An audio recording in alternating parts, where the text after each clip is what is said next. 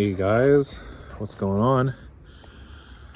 Wanted to make a video on the hardtop conversion harness installation. This is on my 2023 Jeep Wrangler Sport S. As you can see, the Jeep is a soft top model, and I have a hardtop coming for it. So I ordered the Mopar conversion harness. Now the conversion harness comes with everything you need to install and get your hardtop working. It'll come with obviously the wiring harness that runs front to back. It comes with the washer pump and washer hoses, because if you have a factory soft top, your washer pump is only going to have one outlet and you need two, one for the front and one for the back. So the overall installation took me about 6 to 8 hours. And so the instructions for the installation kit are not the best. They are pretty much only pictures. There's like no words describing what you're supposed to do, but essentially you're going to have to take all of your plastic trim off from the back to the front. So that's all your sill guards here. You have to take this middle piece off if you have a 4-door. You have to take this carpet panel off. This piece has to come out. The piece with the hooks comes out. All this plastic piece comes out. While I had the plastic piece out, it comes with the little cup to put your plug into. And you can see I have the plug chilling in there right now. It has a little grommet thing that's supposed to hold the washer hose, but it seems to be a little small, so I just let it chill. But yeah, so you got to take all of that out on the driver's side, and then you will also need to take, you take all this out. You need to take this piece off on the passenger side as well. And what you're going to do is you're going to run the main harness from the back to the front. I would recommend, what I did was I had everything out. I ran the wiring. It's hard to show you because I have the covers on, but under here is a little tray that the wiring runs through. The instructions tell you to take the nuts out, to take the whole tray out of there. You don't need to do that. I don't know why that's in the instructions.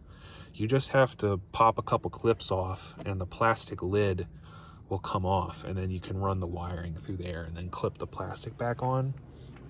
But what I did is I ran it all back here, and then I actually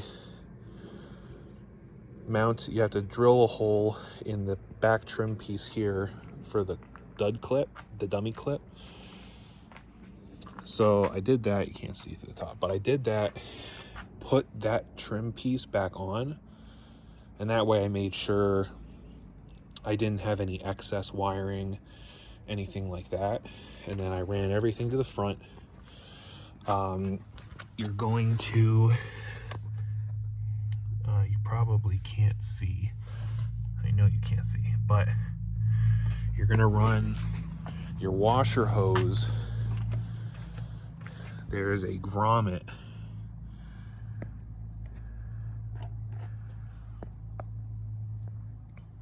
I don't think you're going to be able to see, but there is going to be a plug in the firewall down below the booster on this side.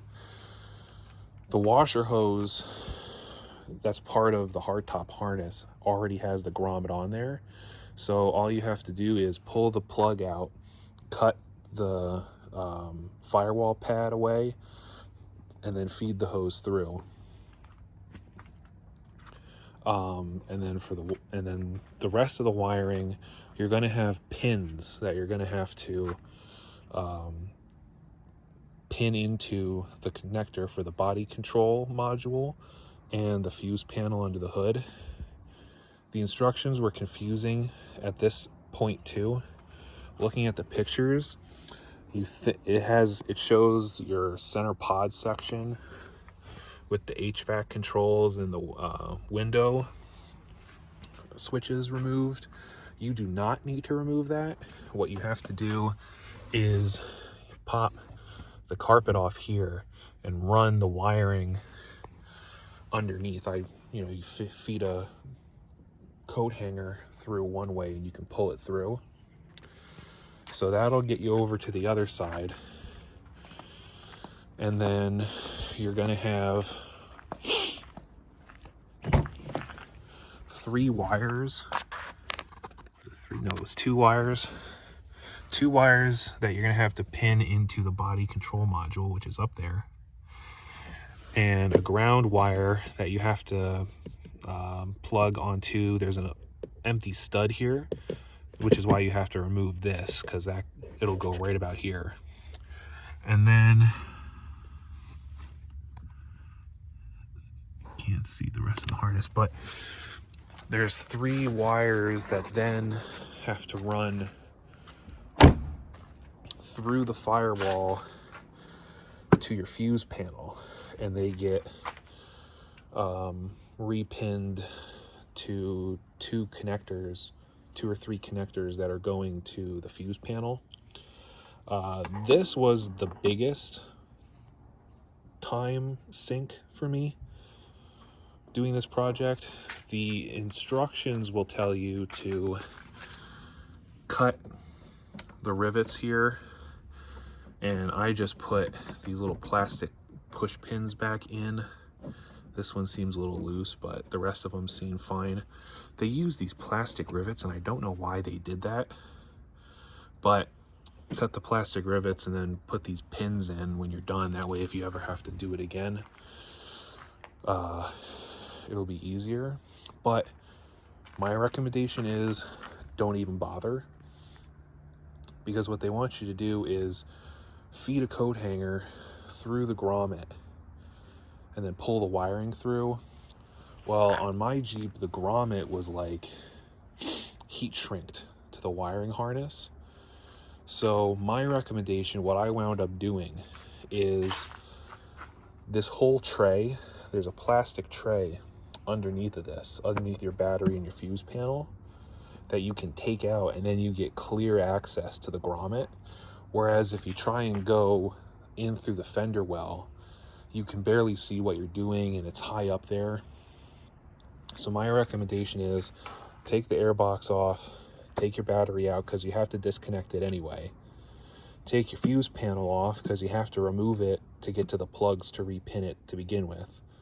And then there's just a few bolts and the whole tray will come out. You'll have to do a little bit of fidgeting to get it out. It's not like a easy in and out process once you have all the bolts removed. But doing it this way will be 100 times easier than cutting the plastic rivets and trying to see what you're doing through the fender well. And essentially what we had to do was just poke a little screwdriver through and then a bigger screwdriver, and we just had to go bigger and bigger until I could pretty much, I electrical taped the wires to my finger and pushed my finger through and pulled the harness out the other side. And the grommet, at least at this point being a brand new vehicle, was still supple enough that it shrunk back down around the new wires easily. So routed them up here, got them plugged in, and then you put everything else back in. Now, the final step is going to be to do your washer pump. Now for mine, I have these 2 jugs here that also sit on the washer pump. So you take a bolt out here, and there's a bolt you get in through the wheel well. And then you have to take this clip off, so the plug off, There's a bunch of Christmas tree clips holding the wiring to the computer bracket. You then have to disconnect the computer, unplug this guy and unclip the Christmas trees here. So that way you can fold this harness out of the way. Get these two loose. This one I was able to move away. This one just kind of chilled in here because of the lines going to it. You couldn't move it very far. And once you have these out of the way, all the wiring Christmas tree clips out of the way, you can pick the whole washer bottle up out of the way. You then have to take the computer off, and then you have to take this metal bracket off, and that'll get you access to the washer pump and running your lines. Now, this is probably the biggest reason I'm making this video. When I got my washer pump plugged in, and before I had changed out the turn signal assembly, I tried using the washer pump, and the washer pump was sending the fluid to the hose going to the back, not the front. So I figured it would be a situation where, you know, because you have to change this, the wiper assembly, the conversion kit will come with this whole turn signal wiper switch assembly, because you need the wiper stock that has the rear wiper controls on it. Factory, the soft top just has the front controls, and it does not have the ability to go forward to spray the fluid on the back window. You only pull for the front. So I thought once they did that and programmed the computer, it would be fine. But I took it to the dealership. You can do it yourself, but I don't like playing with the airbag. You have to take the airbag off, take the steering wheel off, and then you can take this, I think they call it the scrum or the scum unit off, put the new one on, reassemble everything. You then have to program the vehicle VIN number to add the sales codes for the hardtop equipment. And the codes are going to be here. So it's GFA, that'll be your rear defroster. HT1 is for the 3-piece hardtop, and JHB is for the rear window wiper and washer. So you have to take it to the dealership for them to add those on, unless you have the ability to do it at home somehow. Well, after doing that, I had the same issue. And it's been 2 days of trying to figure out stuff. I went to the dealership, they confirmed, they put the codes in. When they add the codes, there will be an A at the end of them. So it'll be, you know, it'll show up on their system as GFAA, HT1A, and JHBA. But they were in there.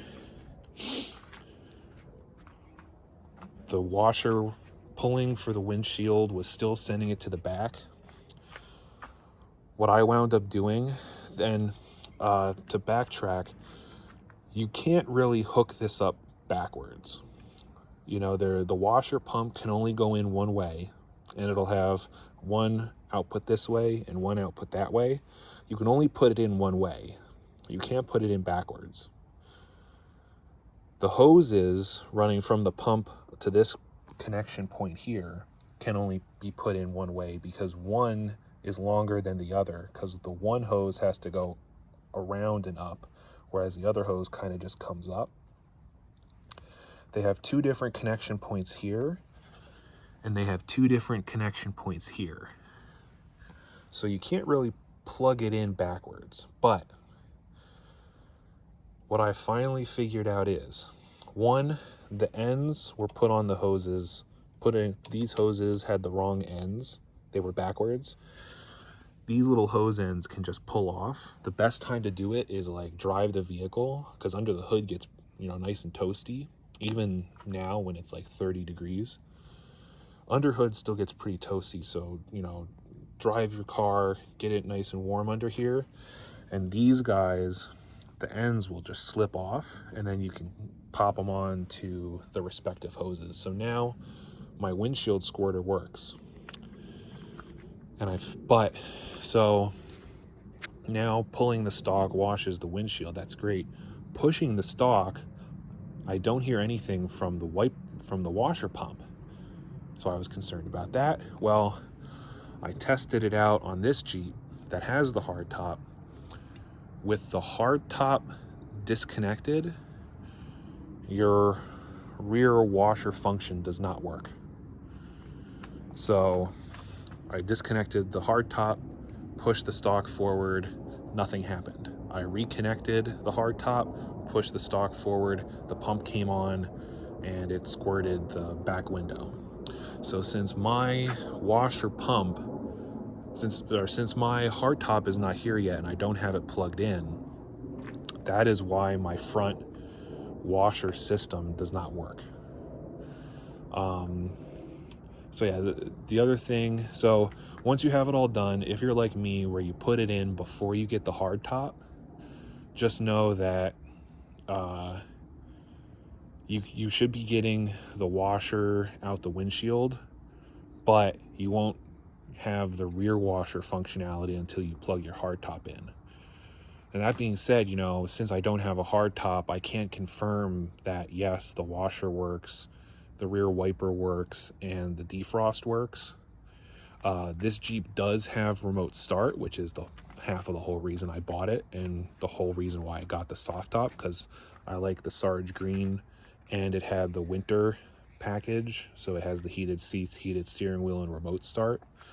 And after they programmed it, I noticed the remote start, the rear defrost now does come on automatically. So, and knowing the codes are in there, I'm sure everything's going to work just fine. So yeah. So there's your little explanation walkthrough on that Mopar harness. Again, tear apart all those interior pieces and the kick panel piece on the passenger side. Set up your rear plug and dummy plug holder first, and that way make sure you don't have any excess wiring going back there. Just take the covers off, the wire holders, not the whole, don't take the nuts off. Run the wiring underneath the dashboard by pulling the carpet away from the tunnel and using your coat hook. And then take the whole battery tray out to get at running your wires through. And again, you'll probably just have to poke a hole and fish it through manually. You won't really be able to get the coat hanger to work. And once you're done all that, you know, take your time, everything like that. Test your washers to make sure you're getting to the one in the front. If it's sending it to the back like mine was, again, just change those ends and you'll be good to go. And you know, if you guys want, I can make a follow-up video once I have the hardtop on, demonstrating everything working. And if you guys want to see a walk around of the Jeep, let me know. But I'll catch you guys later.